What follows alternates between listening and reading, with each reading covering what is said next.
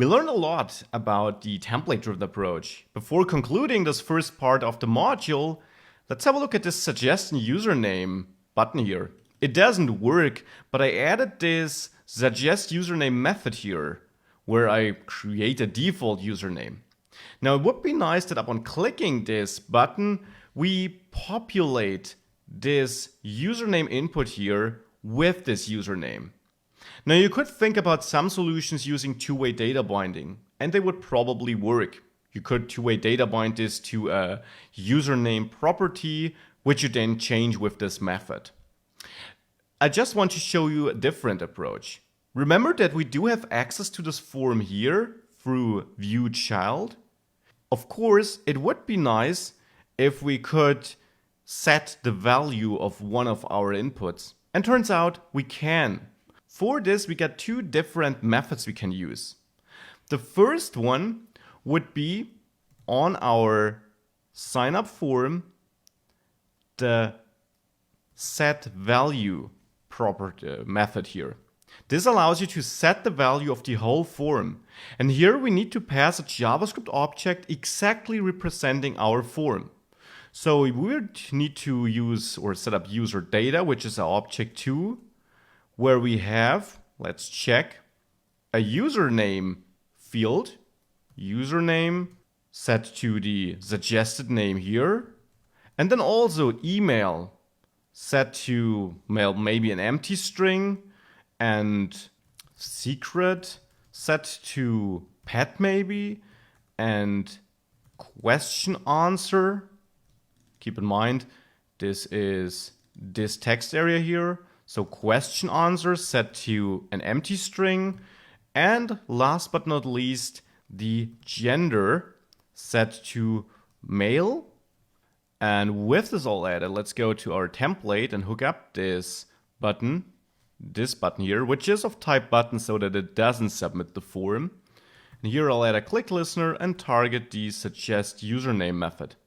So if this now recompiles and we hit this button, you see super user was entered here. However, this approach does have one downside.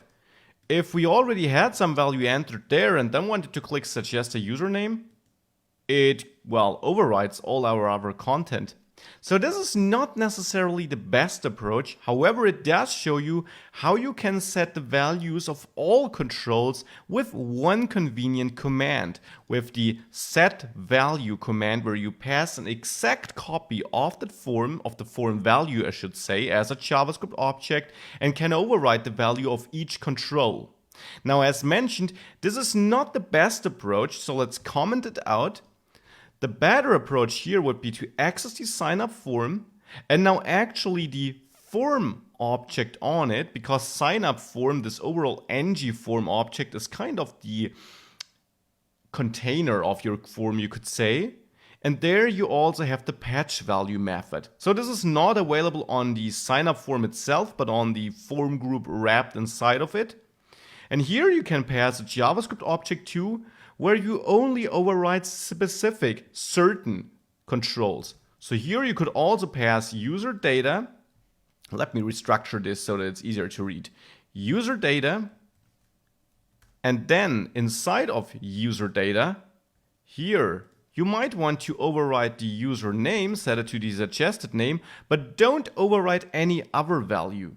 So with this in place, if I now save this and I already have an email address entered and something here, and I click this button, now it only added super user and left all my other controls untouched. So set value and patch value, important patch value only available on the form wrapped by ng form itself. As a side note, set value would be available here too. So these two commands are very helpful. Set value to set your whole form, patch value to override parts of the form. Very useful helper methods I wanted to bring to your attention.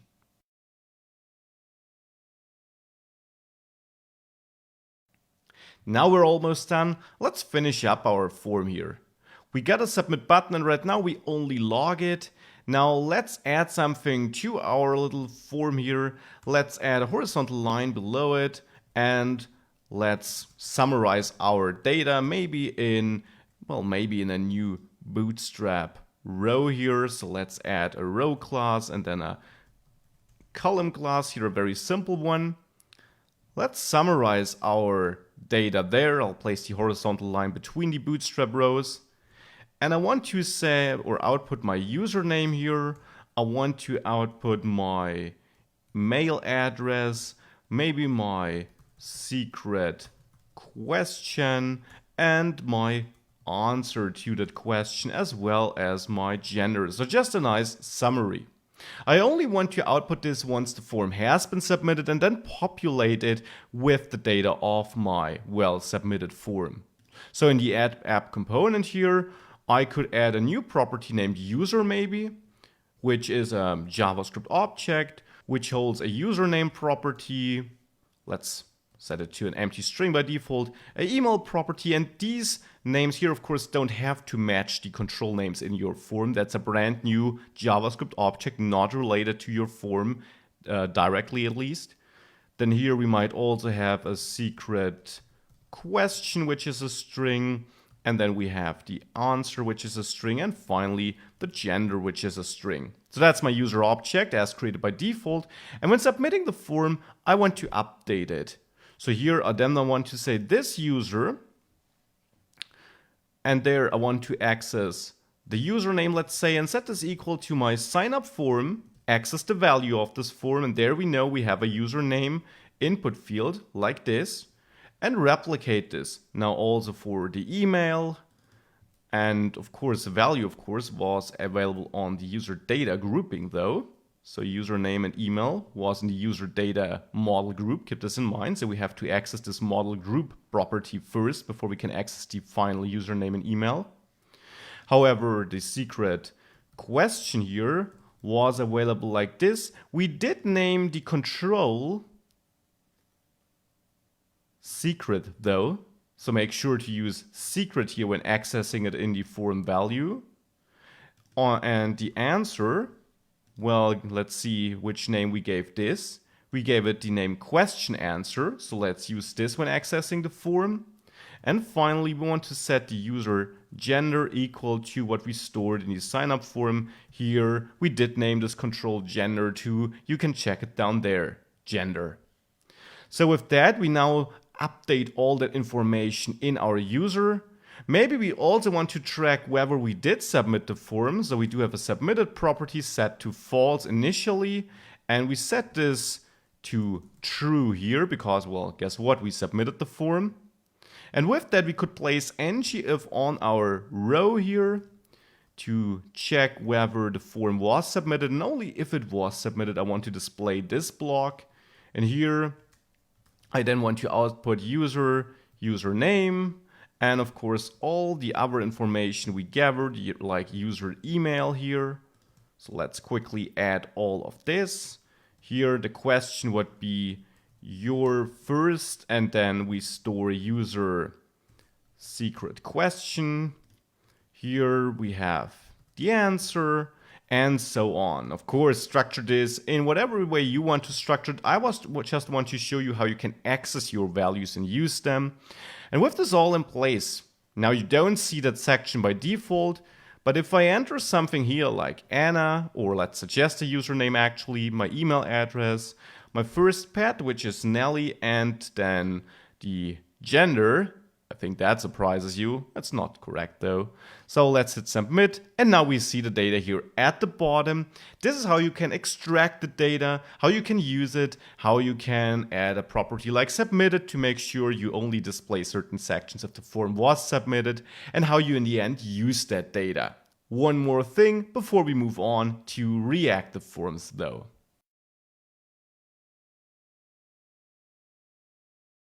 In the last lecture, we saw how we can finally submit the form, extract the data we want to extract, just so that you saw this too, that you just can access the value property on your form. Now let's say we did extract all the data, and now we want to reset the form. Well, turns out this is super simple. On our form, sign up form in this case, which again is just fetched directly from our template with viewChild. On this form, we can call reset like this. And this will reset the form. And what this means is it will not only empty all the inputs, you could do this with set value too, as you learned. It will also reset the state, like the valid, detached, and so on, these properties. So now if I enter something here again, like this, and I hit submit, you see everything is empty, and if we inspect it, you see that also the classes have been reset to pristine, invalid, and so on. So it's really like the page was loaded again. Very helpful to know this, how to reset the forms. With that, you got a great overview over how you can quickly create powerful forms with Angular, with the template-driven approach. This approach might be well suited for the majority of your use cases. During the rest of the module though, we're going to have a look at the other approach, the reactive approach, which gives us even more control over our forms and which allows you to create more powerful forms, your own validators, and much more. So let's dive into this in the next lectures.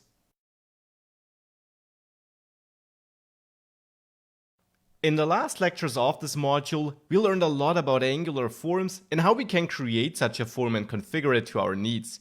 But remember, there were two approaches, not just one. So we had a look at the template-driven approach, now we're going to have a look at the reactive approach. This approach allows you to configure your form in greater detail. You create the form programmatically in TypeScript, and whilst this might sound more complicated, it actually isn't that difficult, and it might be what you need for your new project. So let's dive into this approach now.